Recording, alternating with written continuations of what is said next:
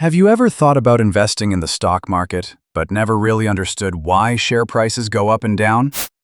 Let me tell you a secret. A lot of people buy shares without truly understanding how the market actually works. Some buy because of a tip. Some buy because a friend said so. Some buy because they saw a stock going up and felt, if I don't enter now, I will miss the opportunity. Some make a little money by pure luck. Some lose money with full confidence.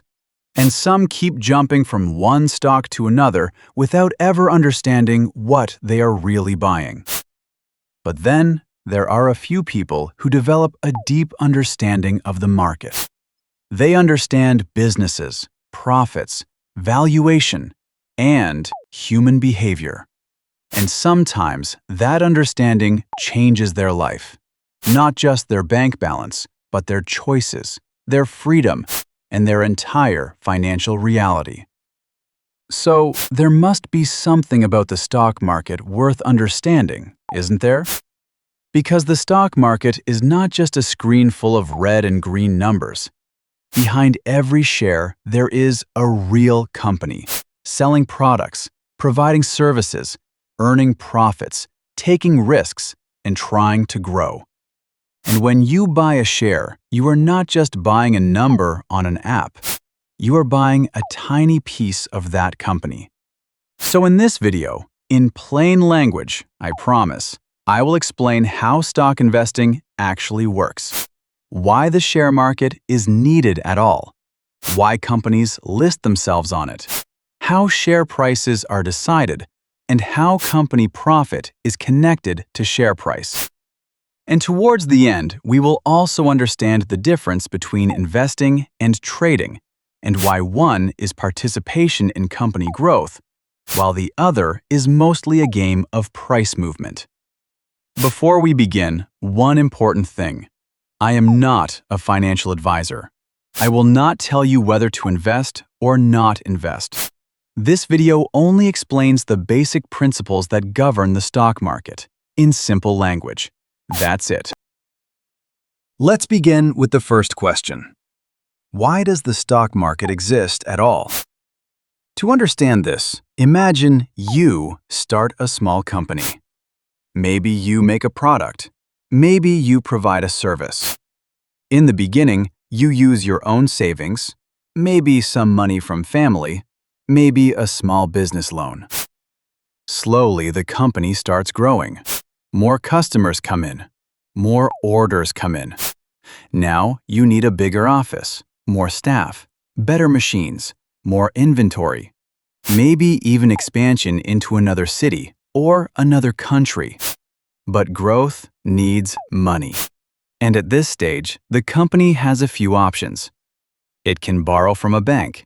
It can find a private investor, or it can sell a small part of the company to the public through the share market. This is why companies list themselves on the stock market. They are basically saying, we are opening a part of our company to the public. If you believe in our business, you can buy a small ownership in it. This process is called listing, or an IPO, initial public offering. The company gets money to grow, and the people who buy shares become part owners of that company, even if their ownership is extremely tiny. But the stock market is not only useful for the company, it is also useful for investors. Because imagine there was no stock market. If you owned a small part of a company and wanted to sell it, you would have to personally find another person who wants to buy it. You would have to negotiate the price, verify the ownership, and somehow complete the transaction. Slow, confusing, risky.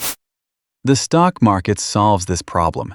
It creates one common marketplace where buyers and sellers can meet. It gives companies access to public money, and it gives investors a place where they can buy or sell shares anytime the market is open. So, in simple words, the stock market exists for two big reasons. First, it helps companies raise money for growth. Second, It gives investors a proper marketplace to buy and sell ownership in those companies. But now comes the interesting question. If a company already raised its money when it listed, why does its share price keep going up and down every day? To understand that, we first need to understand what a share actually represents. In very simple language, a share is a tiny piece of ownership in a company. Let's say a company is divided into 10 million small pieces. Each piece is called a share. If you buy 100 shares, you now own 100 tiny pieces of that company. Of course, if it is a very large company, your ownership may be extremely small. You cannot walk into the head office and start rearranging the furniture. But technically, you are still a part owner. Now, this is important. When you buy a share, you are not just buying a price that moves up and down on your phone screen. You are buying a small part of a real business. If that business grows, sells more products, makes more profit, and becomes more valuable, then your small ownership can also become more valuable. This is the basic principle behind stock investing. You participate in the growth of a company. But now the next question comes. If a share is a tiny piece of a company, how do we decide the price of that tiny piece? Why can the same share be $10 today, $11 tomorrow, and maybe $15 a week later? To answer that, we need to understand company valuation, how the market decides what the whole business is worth, and then what each tiny piece of it should be worth. Now let's understand share price in the simplest possible way. If a company is valued at $100 and it has 100 shares in total, each share is worth $1. Simple, right?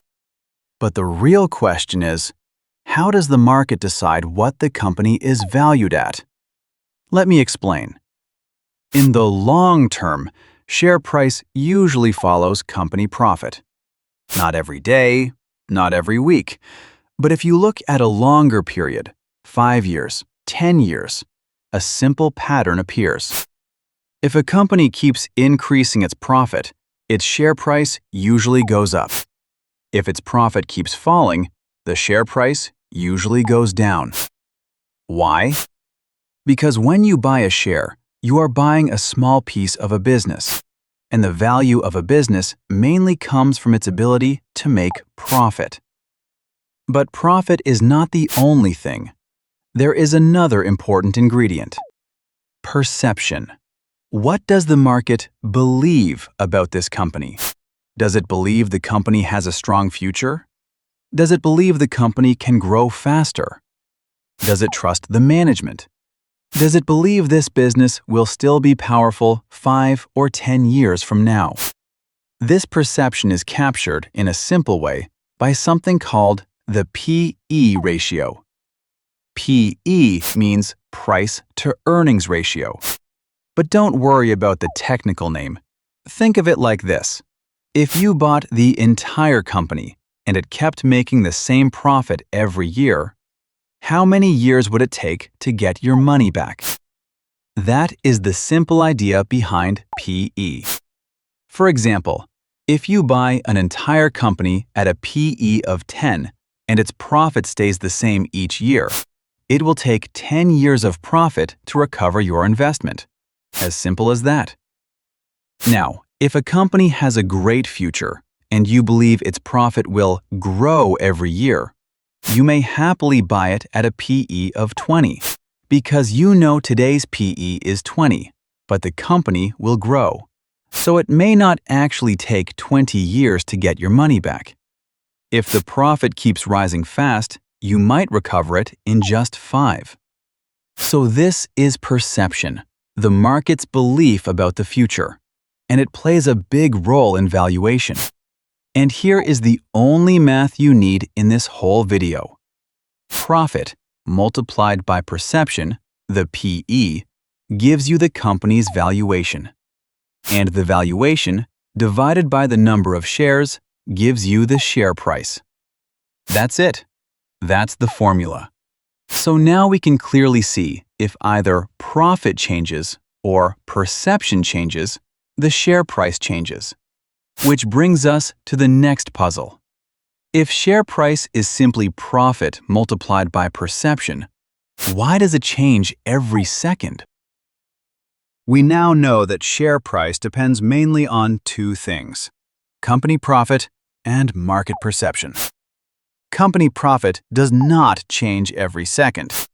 Companies report their results from time to time, every quarter in many countries, every half year in others. That profit number depends on the actual performance of the business. But perception is not fixed. Perception can change every day, every hour, sometimes every second. And that is why share prices keep moving. Let me show you with a simple example.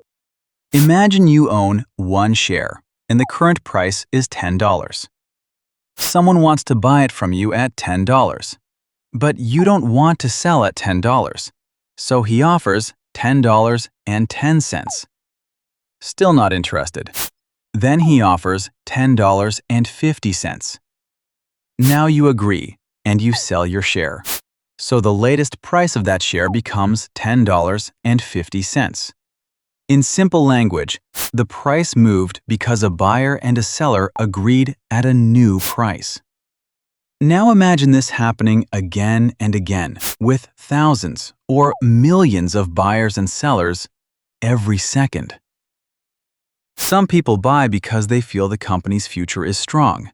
Some sell because they feel the price is already too high. Some are reacting to news, some to profit results, some to fear, some to pure excitement. All of this happens on a platform called the stock exchange, or in everyday language, the share market. So see how simple it is. When you buy a share, you are buying a tiny portion of a company. If the company's profit changes, the price can change. If people's perception changes, the price can also change. This is the basic idea of investing. But now, let's move to the last big question of the video. What is trading? In a very simple way, when you buy a share because you believe in the future of the company, you are investing. But when you buy a share only because you think the price may go up in the next moment, without thinking much about the quality of the business, you are trading. Traders mainly want to ride the direction of the price movement. They may not wait years for a company to grow. They may hold a share for less than a month, a week, a day, sometimes less than a minute, just to capture a small movement in the price. Trading can be done with actual shares. But to make trading even easier, another system was developed called options trading. In options trading, you are not buying the actual share of the company. You are buying a contract based on the movement of the share price.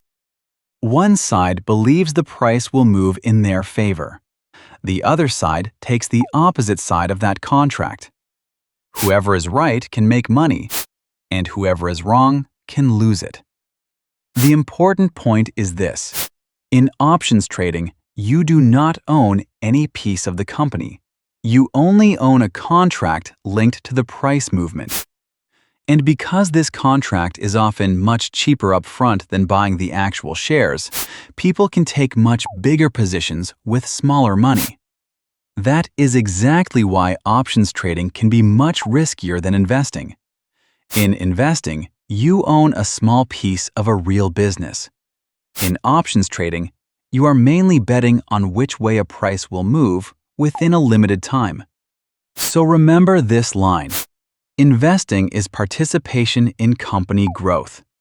Trading is participation in price movement.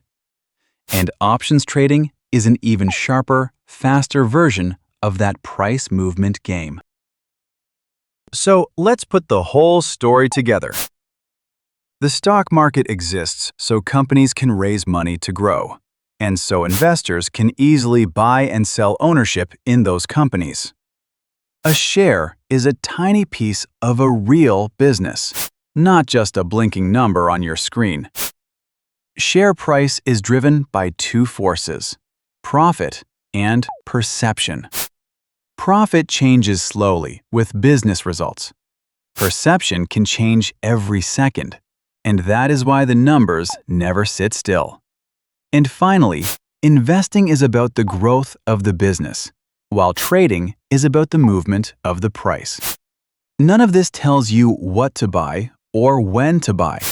But now, when you see those red and green numbers, you will know what is actually happening behind them.